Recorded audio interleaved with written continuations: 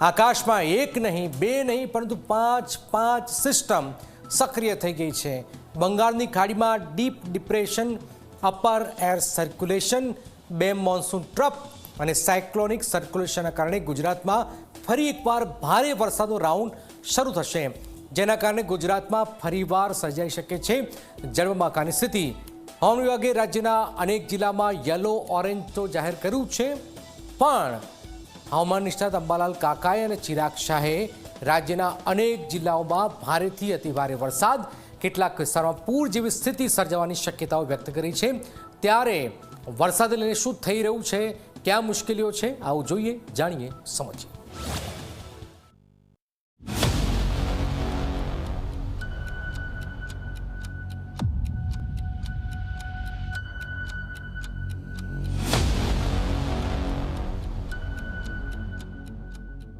ગુજરાતમાં આગામી 30મી તારીખથી મેઘરાજાની બીજી ઇનિંગ શરૂ થવા જઈ રહી છે.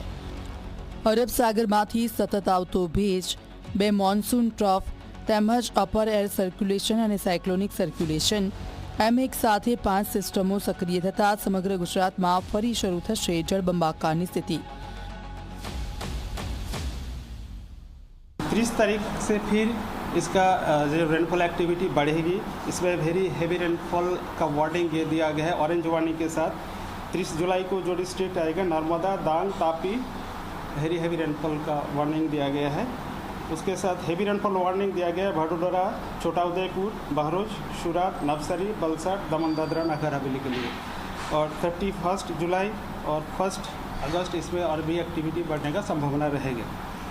હવામાન વિભાગના અનુમાન પ્રમાણે 30 જુલાઈથી વરસાદનું જોર વધુ વધશે અને દક્ષિણ ગુજરાતમાં ભારેથી અતિભારે વરસાદ વરસશે. નર્મદા, તાપી અને ડાંગ જિલ્લામાં ભારેથી અતિભારે વરસાદની આગાહી સાથે ઓરેન્જ એલર્ટ અપાયું છે. તો સુરત, નવસારી, વલસાડ, ભરૂચ, વડોદરા, ગીર સોમનાથ, ભાવનગર, અમરેલી અને છોટાઉદેપુર સહિતના અનેક જિલ્લાઓમાં ભારે વરસાદની સાથે યલો એલર્ટ જાહેર કરાયું છે. હવામાન નિષ્ણાત અંબાલાલ પટેલ પણ ભારે વરસાદની આગાહી કરી રહ્યા છે. સૌરાષ્ટ્ર અને દક્ષિણ ગુજરાતમાં ભારે વરસાદ પડશે. અંબાલાલ પટેલના મત અનુસાર 30 જુલાઈથી 3 ઓગસ્ટ સુધી મધ્ય, દક્ષિણ અને ઉત્તર ગુજરાતના અનેક વિસ્તારોમાં ભારેથી અતિભારે વરસાદ પડી શકે છે. એટલું જ નહીં, કેટલાક વિસ્તારોમાં પૂર જેવી સ્થિતિ સર્જાવાની શક્યતા પણ વ્યક્ત કરવામાં આવી છે. તારીખ 28થી ક્યાંક કેટલાક ભાગમાં મોન્સૂન ધરી ઉપર જતાં કંઈક અંશે રાહત મળવાની શક્યતા રહેશે.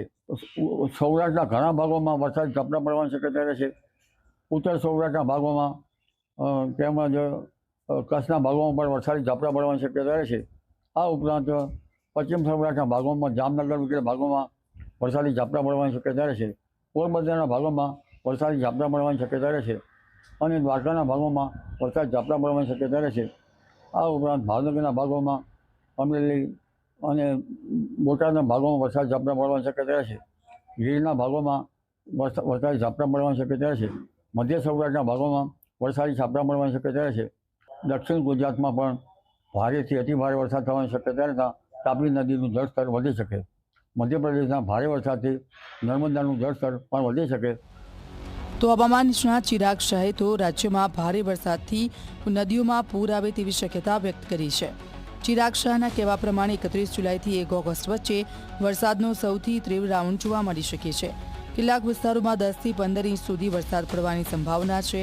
તેના કારણે નદીઓમાં પૂરની સ્થિતિ સર્જાઈ શકે છે.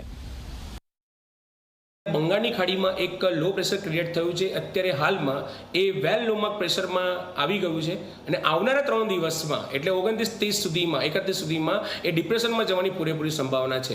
જેના લીધે આપણા ગુજરાતમાં જો વરસાદની વાત કરીએ તો 31મી જુલાઈના રોજ આપણા ગુજરાતમાં દક્ષિણ ગુજરાતના જે ભાગો છે, સુરત છે, વાપી છે, નવસારી છે, વલસાડ છે, ત્યાં આગળ આપણને ભારેથી અતિભારે વરસાદ પડવાની સંભાવના 31 તારીખના રોજ છે. સાથે સાથે પંચમહાલ, દાહોદ અને વિસ્તારની અંદર ભારેથી અતિભારે વરસાદ પડવાની સંભાવના છે. આવનારી 1 ઓગસ્ટ એ આપણા આખા ગુજરાત માટે એક બહુ જ ડેન્જર ઝોનમાં કહી શકાય. કારણ કે 1 ઓગસ્ટના પાછો ફરતી ભારેથી અતિભારે વરસાદ અને કોઈક એવા જિલ્લાઓમાં લગભગ 10 કે 15 ઇંચ ઉપર બી વરસાદ પડવાની પૂરેપૂરી સંભાવના છે, કારણ કે આ સિસ્ટમ બહુ સક્રિય છે. રાજ્યમાં પ્રથમ અને બીજા રાઉન્ડમાં પડેલો વરસાદ ખેડૂતો માટે આશીર્વાદ સમાન રહ્યો, પરંતુ કેટલાક વિસ્તારોમાં અતિભારે વરસાદથી જનજીવન માટે પડકાર બન્યો.